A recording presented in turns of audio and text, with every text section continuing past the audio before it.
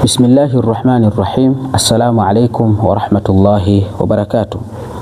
Tukiendelea na kitabu chetu cha Al-Madkhalul Muyassar limadhhabi Shafi'i katika kueleza masala mbalimbali yanayohusiana na fiqh Shafi'i. Tupo katika kipengele kinachohusiana na fiqh Shafi'i kwamba inanasibika na madarisi 4. Tumeona madrasatu Makkah maelezo yake, na tumeona kuhusiana na madrasatul Madina, na leo insha Allah tutaeleza kuhusiana na madrasatul Iraqi ambayo pia fiqh Shafi'i inanasibika na wanazuoni walokuwepo katika mji wa Iraqi.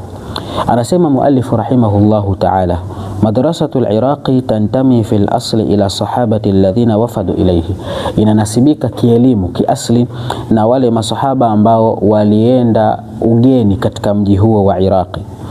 Wakana abrazuhum al-Imam Ali ibn Abi Talib radhiyallahu anhu, aliyekuwa ni maarufu wao katika masahaba hao ni al-Imam Ali ibn Abi Talib radhiyallahu anhu, wa Abdullah ibn Mas'ud fil Kufa, na Abdullah ibn Mas'ud akiwa katika mji wa Kufa, wa Abu Musa al-Ash'ari wa Anas ibn Malik fil Basra, hao wakiwa katika mji wa Basra katika kueneza mambo mbalimbali yanayohusiana na Uislamu.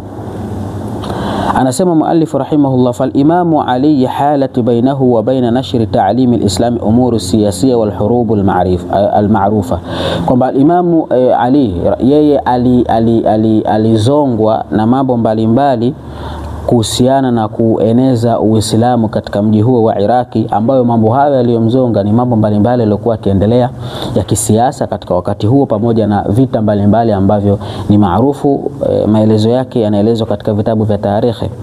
Kisha anasema wabaqiya almajalu fasiha fil Kufa, majal yakabakia ni nafasi ya kueneza mafundisho ya Uislamu, yakabakia majali hayo katika mji wa Kufa libni Mas'udi, kwa huyu sahaba Ibn Mas'ud ndo akaendelea kufundisha mafundisho mbalimbali ya Uislamu.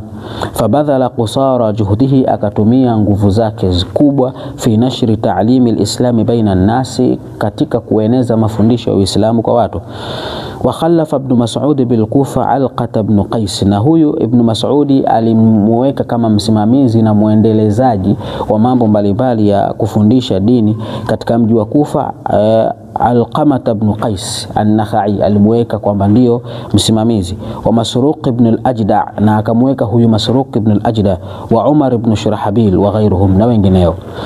Thumma intaqalat madrasatul Iraq ila man ba'dahum, baada ya hao ikahama sasa kwenda kwa wengine ambao waliendeleza kazi ya ufundishaji katika madrasatul Iraqi, ambao ni Ibrahim an-Nakhai wa Amir ash-Sha'bi wa Sa'id ibn Jubairi wa ghayruhum. Hao ndio walokabidhiwa na wakaendeleza kufundisha mafundisho ya Uislamu katika mji wa Iraqi. Thumma ila Sulaiman ibn al-Mu'tamar wa Hammad ibn Sulaiman wa Sulaiman al-A'mash wa ghayruhum, na wengineo.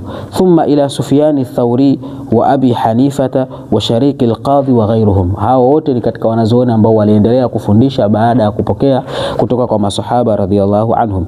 Thumma ila Waqi' ibn Jarrah wa Muhammad ibn Hasan al-Shaybani wa anhuma akhadha al-Imam Shafi'i radhiyallahu anhum wa an ghayrihim, na kupitia kwa hao wawili ambao ni Waqi' ibn Jarrah wa Muhammad ibn Hasan al-Shaybani wa anhuma akhadha al-Imam Shafi'i, kupitia kwa hao wawili ndio al-Imam Shafi'i alipokea fiqhu ya madhhabi yake, yani namna ya kutoa hukumu kwa mujibu wa ufahamu wake kupitia kwa wanazuoni hawa katika madrasatu al-Iraqi. Watukufu wa Islam, endeleeni kuwa nasi katika kufahamu fiqhu Shafi'i na namna inavyonasibika katika madrasa 4. Assalamu alaikum wa rahmatullahi wa barakatuh.